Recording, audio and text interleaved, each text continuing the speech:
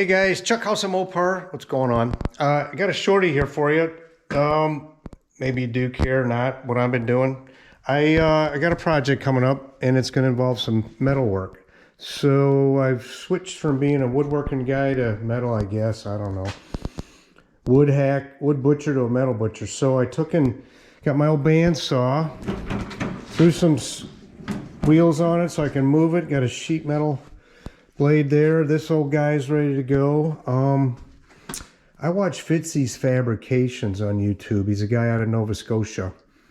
He does a lot with a little, and sheet metal guy for years. I'll try to leave a link in the description. Okay, so here's a T-dolly. He makes these. Here's what they are. It's my little. How's that look?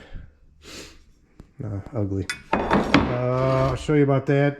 I had an old anvil made out of a railroad track, picked up different things to maybe pound stuff with. Anyway, the T-dolly is for rounding stuff over, right? Throw her on there, tap, tap, tap. Works really good. Oh, Fitzee, he's got a way to make beads in metal. And I'm going to show you real fast how that worked. I was shocked that I could make a decent bead, all right? Take a piece of sheet metal like this, put it in there so that the top of the vise is along there, and you start tapping with a chisel. That looks a lot like this. So anyway, yeah, watch this. Okay, here we go. Put your line right in there like that. And what am I?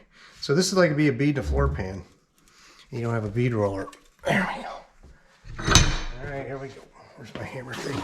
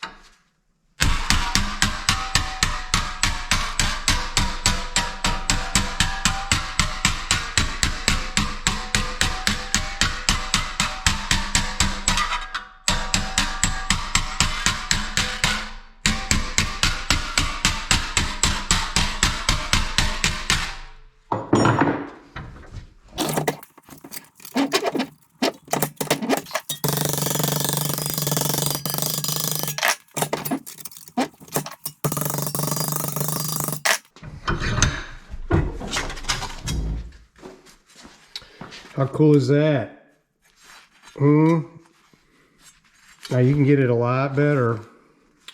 I need to smooth off my blade a little, my chisel a little bit. I just cleaned it up a little bit. So yeah, that's a bead, right guys? With a lot more little practice and a little more time, I've got a total of 1:30 maybe beating that guy out. So yeah, that's pretty cool. That's all I got. Thanks for watching.